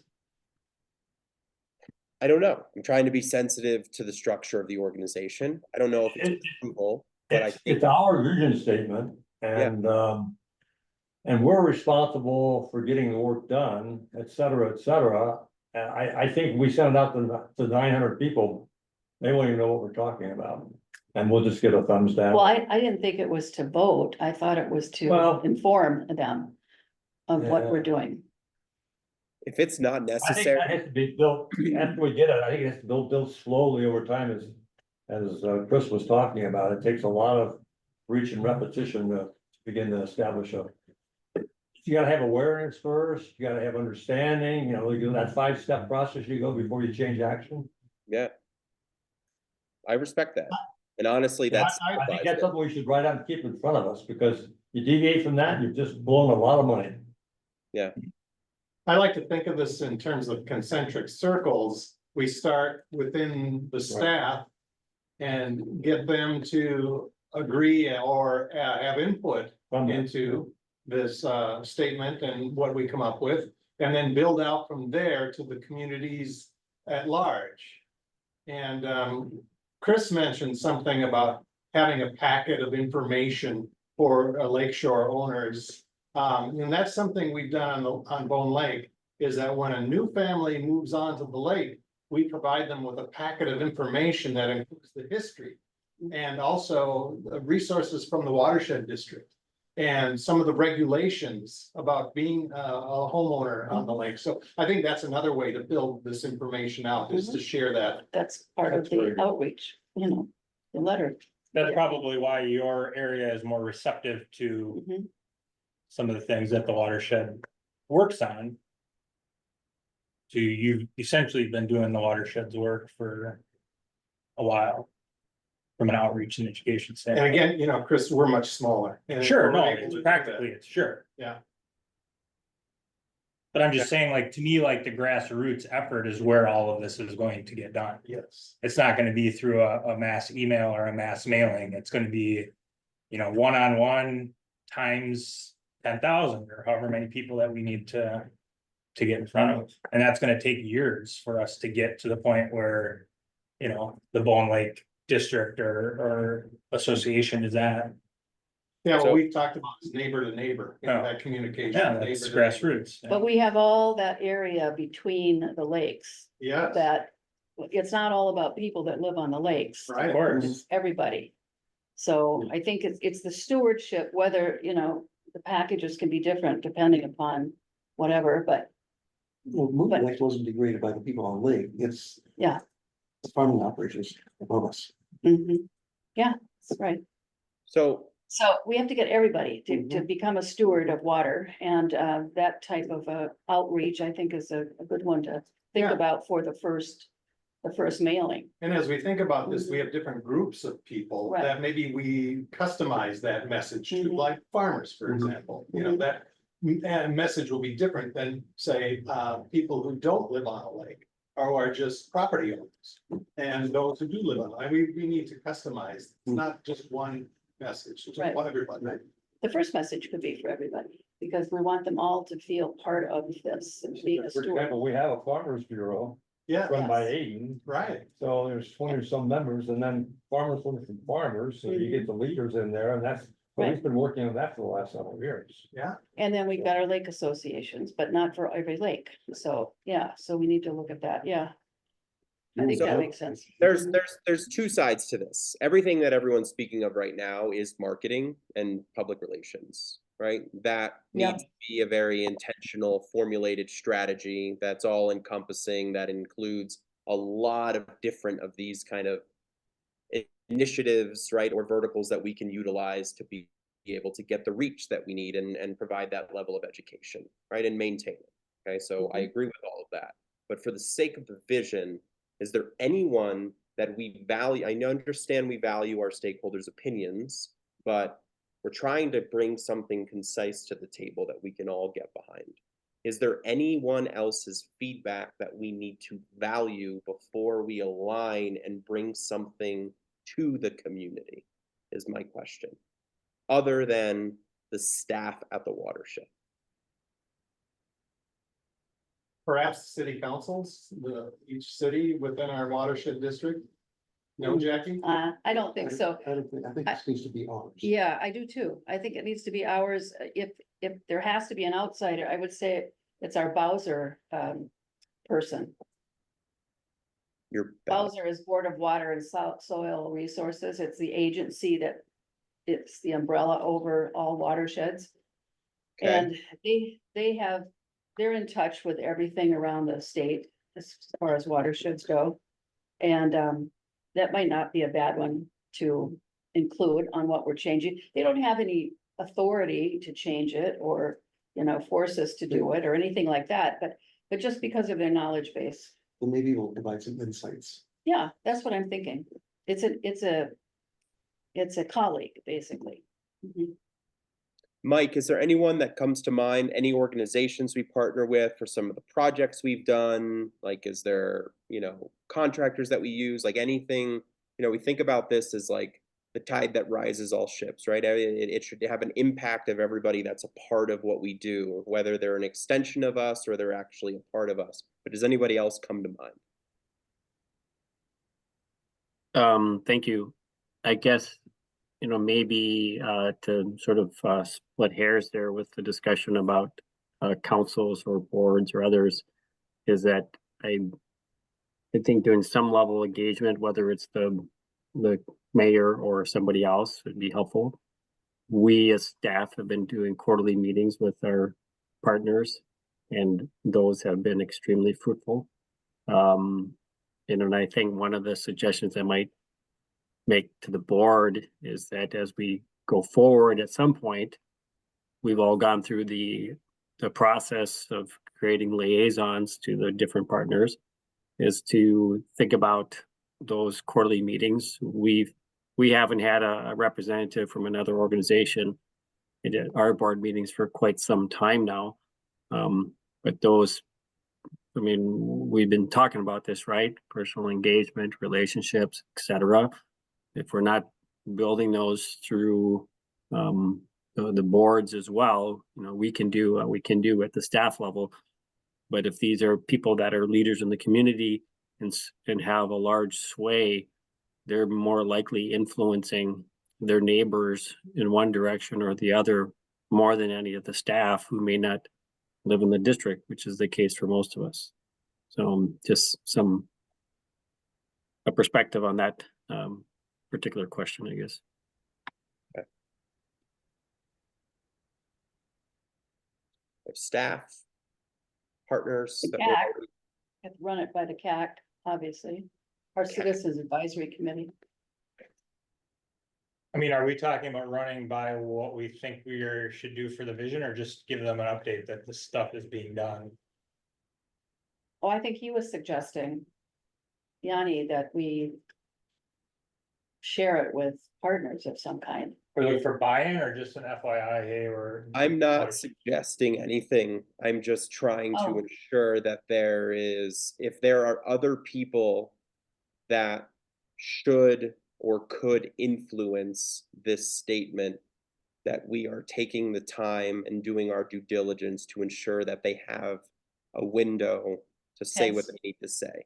That's all. Okay, I think our CAC and then maybe our Technical Advisory Council as well. That's made up of professionals, in the SWCDs and all of that, I don't know how often Mike meets with them, but they've been, people within the community of waterworks, and that might be a good one too.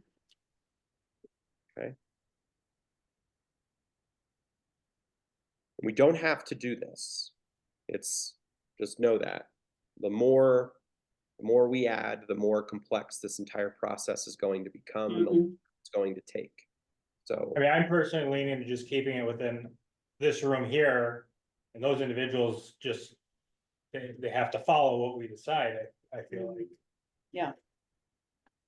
I can see CAC because they're dedicated to the watershed. Mhm. I think we talk other committees and counties and stuff. They're gonna have their own interests that they want to start pulling it back. Right, And that gets us away from what Agreed. our. and just look at the different watershed statements, Mhm. and, there's quite a bit of difference between them. Mhm. So Ours is unique. it's a unique thing that you come up with, and some people put a lot of time, other people don't, so. I think if we want to engage the CAC, we should hone in on what direction we're going with what Yanni presented, and then kind of put together something, and then maybe just seek their approval versus Mhm. having them participate in the creation of the statement. Aiden could even present it and they'll give feedback. Mhm. but not They're until, pretty good at that. not until we've done our Yeah. Correct. next step, Yeah. yeah. So And they're more- gonna find out. More informational, they will give us feedback regardless of whether we Right. ask for it. And I'd be very curious to see what kind of feedback we're getting from staff and what their ideas are. Yeah, Cause they're Oh. down, we're closer to the customer, but they're out in the field and seeing a lot of things we don't see. right. So at the end, Mike's got, that work session was a good idea. So we've got that. I don't wanna hear about it until we've taken a position. Mhm. Otherwise we'll be influenced prematurely. But I don't really wanna be influenced. Well, I don't know. Being aware of what staff deals with is one thing, but I don't necessarily think that we should wanna be influenced by them. They might change what we think is important from a vision standpoint, so maybe if we knew like. Some of the things that they struggle with, or that might help us, but for them to. And maybe I'm looking for more of an indirect influence, so not an intentional influence of them to us, but maybe like. Things for us to consider, just statements or examples or. Experiences that they have. That might. That they think we might wanna consider.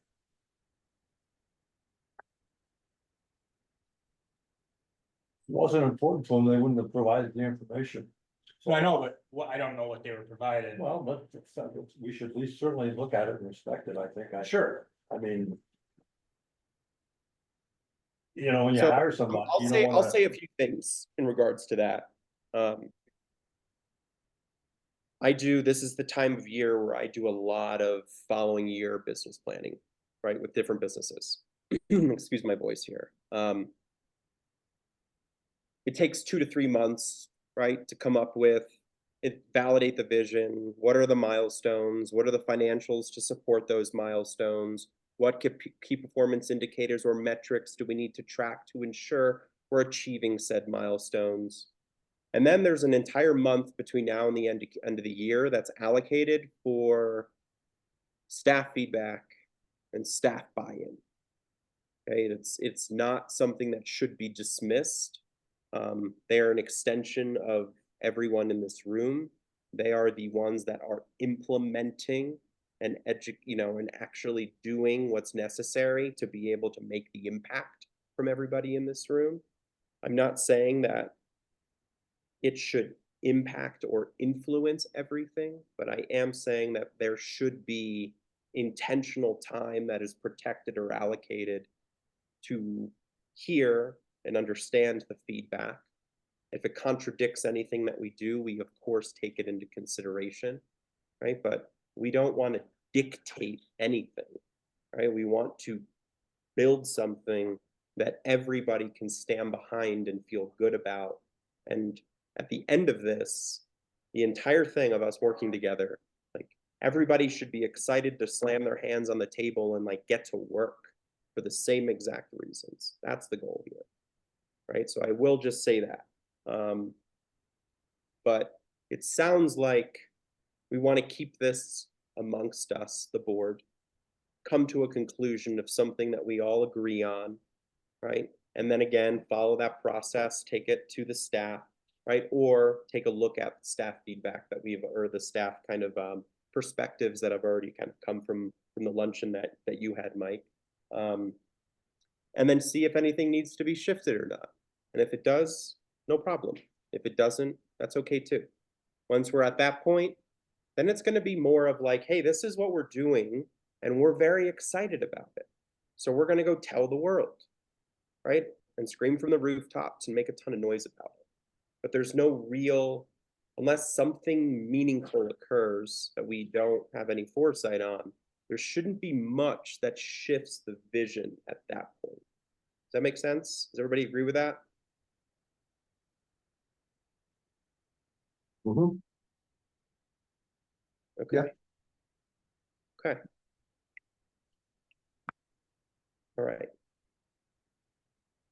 We have a couple minutes left here. Excuse me.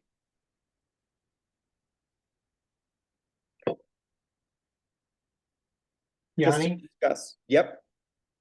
if I can make a suggestion that before we finish tonight, if we could just go around the table and have an opportunity for board members to share their reflections on this process. Yep, we're gonna talk about making sure that everybody discusses what their takeaways. I wanna just kind of set next steps. And then the last 10 minutes here, we'll kind of discuss and go around what are takeaways from today, what are we excited about? Just making sure that there's at least one thing that we can take with us when we kind of leave today. Thank you. Of course. Next steps are gonna look like by the end of the day tomorrow. Okay, I'll consolidate all my notes here and kind of my key points that I've extracted from a lot of this conversation. I've got 4 or 5 options in regards to vision statements. We don't need to choose one of them, right? But I would like to at least have some understanding of what one we like the best. And if we need to make some changes to it, we can do so. I'm going to put together a Google form that'll have these as an A, B, C, D, and E option. There's will be some feedback in that particular, or space for feedback in that particular Google form. If somebody synthesizes these into another option, there'll be a space to kind of put that in here as well. Again, we want, the goal here is to complete. We want to make sure you are all given the time that you need to really kind of, slow down on this and fully understand it, and provide some meaningful impact and feedback to be able to come to an agreement here. But that's really the extent of it.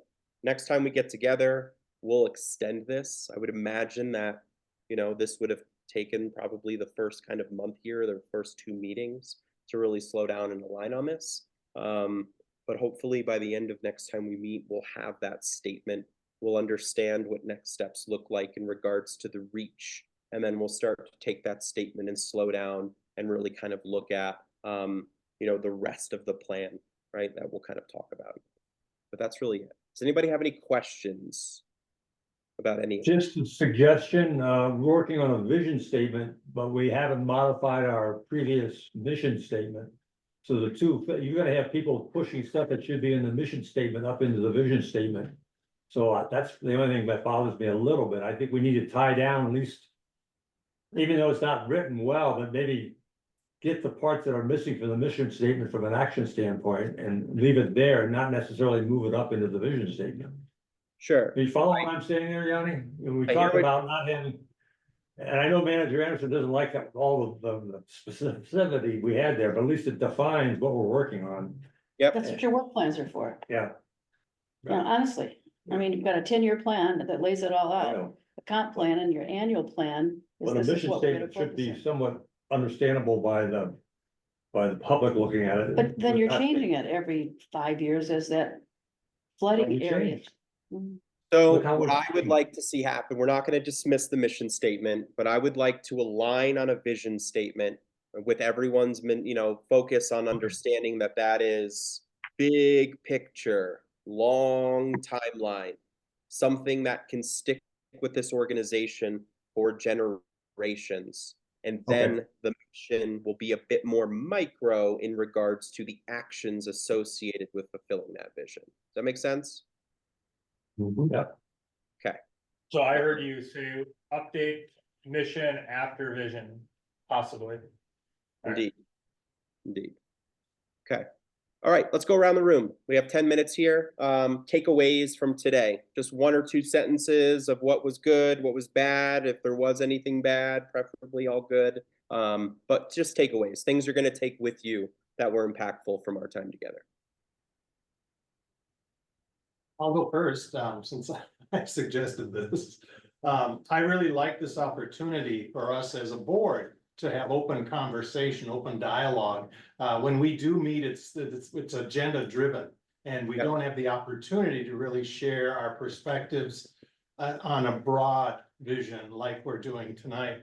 Malcolm Gladwell said, seek first to understand, then to be understood. And I think that's what I heard tonight. I really feel like I understand each board member's perspective a little bit better. So thanks for that. Yeah. Who's this, Francis? Malcolm Gladwell took it. Yes, I'm sure. That's trademark. Yeah. I'll go next. I guess, I've gone through this process for my business and it was a little bit, I was coming into this thinking it was gonna be a little bit more like that. And so I thought we were gonna be taking like little steps to get to where we're gonna get to. I didn't think at the end of the day, we were gonna have like some 4 statements that were possibly complete. So that was surprising to me, but I do like where we went, so I don't have a problem with what we ended up with. It was just quicker than I thought it was gonna happen, but maybe that's just because we're all in, similar alignment of where we have been, where we're going, and where we haven't gone that we would like to. So yeah, I guess that's my feedback. Okay, I thought it was interesting to hear other board members' perspectives. And to try to, assimilate some of everyone's, statements, I think is going to put us in the right place. So I'm looking forward to reviewing the tape and then looking at what you put together. And let's see where we're at. great. Yeah, I thought, I was pleased to see that you did have a process you were working through. I was wondering if that was gonna come out at the end or not, but that helped pull out a lot of stuff from each of the managers. And so having a good process is 90% of the game. Yep. And I hope that you have the back end of this also covered, but, it makes it go a lot easier. I also like the better understanding I came away with between the vision and the mission statement in terms of the timing and the perspective. That's helpful also. So, and I enjoyed listening to the other managers' comments and perspectives too, because they're right. We're grinding them out on our agenda meetings and not a lot of time for a free ball. Otherwise, we'd be there at 10 o'clock instead of Yeah. 8:30. So, okay. Done. I appreciated the materials. It got me thinking in a different venue than what we normally do for our meetings. But also thinking in terms of the educational objective we got ahead of us. I think our vision statement has to be short and to the point, succinct, concise. And maybe it's just my age. It's gotta be short to get me fired up. The longer it gets, the more my intention lags. And if we're trying to communicate something to the audit, to the general audience, as well as those who are really interested, it needs to be succinct.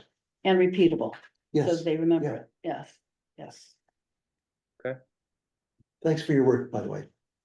Yeah. I mean, for me, it was nice to see, right, this common ground that I think we found rather quickly. I didn't expect it to go that way. Chris, to your point, I did not expect to come out of this meeting with a couple actual tangible options in regards to a vision statement. I think a lot of it has to do with the fact that you're all aligned, but you don't have a protected space to have these on the organization discussions when 90% of what you're doing is stuff that needs to occur to support anything within the organization, if that makes sense, right? It's the day-to-day as opposed to the impact. It's impact versus urgency. Everything we do is going to be in pursuit of impact, either how we impact others or how we impact what we're doing on a day-to-day basis, right? But none of this is urgent, right? But if we align on it, just think about what's going to come in months, years, right, generations to come in order to just kind of see that impact, which I think is pretty special. I do have a process, Steve, promise you that. This was very, again, just conversational. When we start getting into kind of the planning, it's going to be simple and it's going to be concise. And just like the vision statement, it seems like we all love simplicity. It's something that's easily transferable. It's something that you can get excited about and bought into much easier. And that's not just our vision statement. That's our initiatives, our milestones, our metrics that we're tracking, right? Whatever we are doing on a daily, weekly, monthly, quarterly, annually, right, basis, there should be some level of simplicity to it so it becomes actionable, right? And that's my goal, right? But this was great. I think we made some really fantastic progress here. As mentioned, Yanni, Saul, yeah, go ahead. may we ask Mike to reflect? He's the one who kind of suggested we go through this process. I'd like to hear his reflection if he would share. Sure. They I apologize that I'm not able to be there in person tonight because I think it's the first time all 5 board members have been there at one time, but I apparently have a cold or flu or something, so I didn't want to share that, even though I wanted to share my opinions in person, but overall, yes, I think it's been a long time coming to get, some of the newer board members, and I'll remind you that you have all been there more than 3 years, so you're not totally new anymore. So I will offer that maybe that we can no longer use that as a rationale for not having the level of input. But you're all very committed, certainly is reflected in the time this evening to come together and have this conversation. And I'm really looking forward to how this proceeds. I've been very, very impressed with the process, even though it's only our very first meeting. So thank you all. Thanks, Mike. Hope you feel better. Yanni? Can I make Yep. one statement? Yeah, please do. So. As Mike said, 3 years or so on the board, coming into this, I expected that more time would be spent doing things like this from a 30,000 foot level. I find that our meetings, we get into the weeds quite a bit, and I feel like sometimes we get to the point where the line is blurred between board and staff, and I'm just wondering what the other managers think about that statement and whether or not that's something that we want to be aware of and maybe, try to shift so that we can spend more time doing things like this and less time talking about the work that is really dedicated or supposed to be staff's work. Well, I'm not quite sure I understand what you're talking about, but the public board is a different responsibility than in a business. And we have, we have an obligation to make sure that everything is being done according to our rules and regulations and all of that kind of thing, but I don't think that the board gets involved beyond that level, not to me anyway. We have to know what's happening, and so we get reports from staff, on what's happening in this district or that district. And then sometimes, even in the beginning of a project, there might be some things that local people know that staff doesn't know about a particular either area of one of our communities or something like that. So that kind of input, I hope you're not talking about that, that's necessary. But I've never felt that what we get at the board meetings is overly detailed. It's what it has to be. And we have to make the decisions on what they're presenting to us. That's our legal responsibility. I come from the world of school boards and the way they function, so I kind of understand what you're saying, Chris. School boards tend to focus on governance, and then the operations is run by the administrator or the administration of a school. And so when I came on board here, I really felt this is a shift for me too. It's a different way of operating. I sense that too. So I think, yeah, I guess that is part of our responsibility, is to go into the weeds once in a while so that we have a deeper understanding of what is happening, so that we can make decisions related more to governance. I guess that's my learning. I'm not saying the stuff we get at the meetings is not necessary. I'm just saying a lot of the time is spent around like the nut and bolt, project, Yeah. Stuff that's more, I guess we obviously accomplished a lot in 2 hours as a group. So I feel like there's a lot of untapped potential here in the way that the 5 of us can work together to really influence this organization and in addition to be a check to what staff is doing. So I'm not saying it's one or the other. I'm saying I would like to, in addition to what we do, spend more time on some of the higher level planning and influencing that we have the ability to make in our position.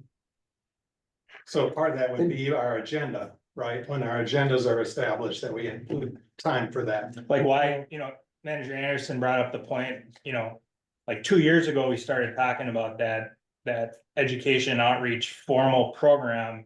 And I don't, I know, Beth was involved with that, and I don't know if her departure had an influence with how that has gone, but, we really, as a group, have not talked about why that hasn't happened, and I feel like that is something that we as a group probably should have. And so how do we accomplish that? You know what I mean? Mhm. Well, I think too, the three of us came on after the 10-year plan had been put in place. I think working on that 10-year plan would have given us a much higher level of view of what's going on. I mean, I sense I want to dig into that, that book. There's stuff that's just kind of, I didn't have any clue. And it's Mhm. kind of that higher level stuff that we didn't get to be a part of. Yeah. Well, it's kind of like the encyclopedia. I mean, every city has one before they do their planning, that's always on a 10-year basis. Comprehensive planning so that the public knows what to expect, and, yeah, and it's quite the exercise. I mean, that takes a lot of time. There's a lot of extra meetings and input from the board to get to that 10-year plan. But again, I agree with you. I don't think that we get too much of the internal guts of what's happening. We get updated just as we should be. If we have a big project going on, it's good to have that engineering review, because usually that's at a high level. And so we understand what's happening, so we can communicate with our citizens. But you're right. I mean, we had a major initiative that we spent a lot of time talking about, had a vote, let's get this going with a specific timeline, because we wanted to get, I think it was the next 6 months to get that going so that we could evaluate whether or not that group was the right group. And then if it wasn't, we would have to go to RFPs. We wanted to do that in the first quarter. We were very specific about that. So I agree with you. Those types of flubs need to be discussed with the board so that we can find out what happened and how we can right the ship. So I agree with that. So I'd like to just chime in here. This is a very common thing. It doesn't matter if you're for-profit, not-for-profit, government entity, it doesn't make a difference. It's human nature, right? We like the details. We like to talk about everything that's urgent that needs to occur, that is right in front of our face. I don't think it's one or the other. Chris, I don't hear you saying that this is a problem. I'm hearing that you crave some protected time to be able to step out and focus on more impactful things as opposed to more urgent things. Right? It's the same thing. As we continue through this planning process, you will receive a deliverable. Like, we will produce a document. It'll be 1 page. That 1 page will have everything from initiatives and milestones that need to be achieved within at max a 3-year period. Okay, because anything beyond 3 years, it is impossible for us to hold tension to, and we have no control over that. Yes, I understand the due diligence and what compliance needs to exist, right? Because of who you are and how we operate and how we need to inform our stakeholders in our communities, but it's not, it doesn't help with long-term vision-based action.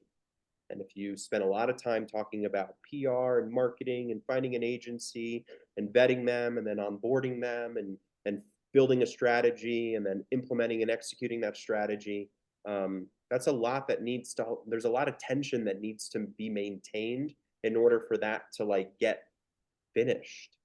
Right? The last 10, maybe 20% of any initiative is the most difficult part, right? It's the implementation stage of it.